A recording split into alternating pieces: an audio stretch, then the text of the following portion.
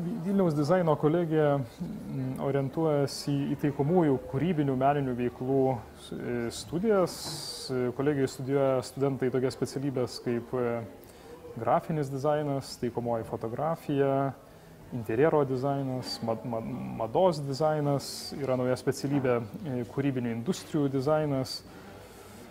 Tai tokios taikomos kūrybinės meninės veiklos. Ir per praeitus ir šiuos metus kolegija kartu su Užupis Creative Clusteriu adaptavome kolegijos studentų veiklai modelį iš Stanfordo universiteto, kuris vadinasi Business Model Canvas. Ir kam jisai skirtas ir kaip jisai gali padėti meninio, kūrybinio profilio studentams. Iš esmės, tai yra modelis, kuris leidžia modeliuoti verslo projektą. Ir mes jį planuojame integruoti į paskaitą, kuri vadinsis kūrybinių projektų praktika. Ir tai bus bandymas, studentai toje paskaitoje bandys pamodeliuoti galimą kūrybinį verslo projektą. Nes visos tos veiklos, žodžiu, kurie studijuoja čia studentai, jos gali virsti tam tikrų verslų. Sakykime, tai gali virsti paroda, tai gali virsti interjero dizaino tiesiog, pavyzdžiui, įmonė arba mados dizaino studija ir panašiai. Ir modelio pagalba studentai galės pamodeliuoti tokį galimą verslą. Kuo ypatingas yra šitas modelis Business Model Canvas? Iš esmės, jo ypatingumas yra jo tam tikras paprastumas. Tai yra modelis, kuris leidžia visus svarbiausius verslo aspektus susisteminti, tarkim, ant vieno lapo. Ir modelis labai aiškiai atvaizduoja loginius ryšius tarp visų elementų, kurie yra svarbus projektuojant verslą. Iš esmės, modelis apima tokius elementus, sakykime, kaip tikslinio kliento apsibrėžimas, kokį mes pasiūlymą suteiksime klientui ir taip pat kokių mums resursų ir veiklų reikės, kad tą pasiūlymą įgyvendint savo klientą. Iš viso yra 9 elementai, modelis, žodžiu, visas verslo vystymui svarbės dimensijas apibendrina į 9 elementus. Studentas gali lengvai pamatyti bendrą vaizdą. Modelis iškart suteikia bendrą verslo vaizdą. Studentas nepasiklysta detalėse, jis gauna bendrą vaizdą. Taip pat modelis labai paprastai ir aiškiai atvaizduoja loginius sąryšius tarp visų, kuriant verslą, pavyzdžiui, svarbių klausimų. Taip pat modelis, sakykime, jisai paremtas tokia bendra sveiko proto logika. Ir dėl to jis yra tinkamas, sakykime, kūrybinių meninių specialybių studentams. Nes iš esmės be ilgų ir gilių verslo studijų tu gali per gana trumpą laikotarpį, per keletą dienų ar per porą mėnesių gali maždaug įsisavinti verslo modelio logiką, verslo logiką. Dar vienas privalumas kūrybinių meninės pakraipos studijų studentams yra tas, kad modelis yra labai vizualus.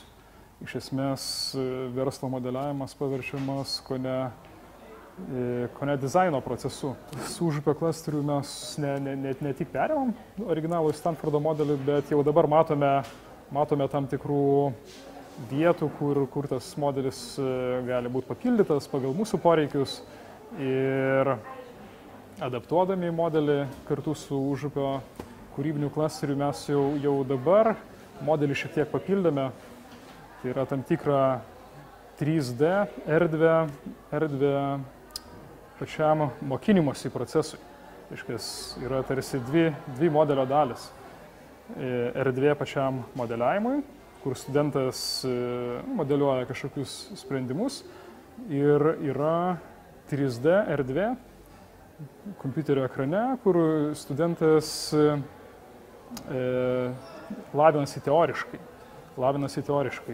Kaip ta erdvė veikia, tai irgi tam tikra žaidimo erdvė. Studentas patenka į tam tikrą miestą, į tam tikrą pastatą ir vaikščiodamas po to pastato erdvės gauna tarsi teorinius klausimus apie Business Model Canvas. Teorinius klausimus, tarkim, atskirom temom to verslo modelio yra skirtos atskiros tos 3D erdvės patalpos, studentas užeina į tam tikrą erdvę ir jam, tarkim, užduodami klausimai apie klientų segmentus. Užeina į kitą erdvę, jam užduodami klausimai, sakykime, apie kaštų struktūrą. Kitoje erdvėje jam užduodami klausimai apie prekių judėjimo kanalus arba informacijos judėjimo kanalus. Na ir mes tikimės, kad tai pagyvins studentų mokinimosi procesą.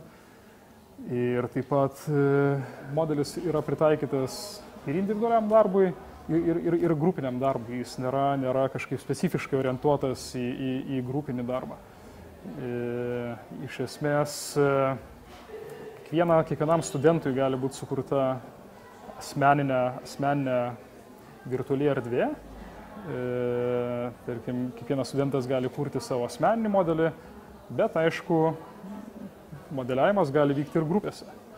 Pasaulyje šitą modelį taiko pačios įvairiausios organizacijos, ne tik švietimo įstaigos, bet ir verslo įstaigos. Tačiau gal pirmiausiai jis yra pritaikomas švietimo įstaigose, taip, nes jo pati didžiausia vertė yra galbūt pats būdas, kaip besimokinantiems žmonėms pristatomas pats verslo modeliavimas. Iš esmės,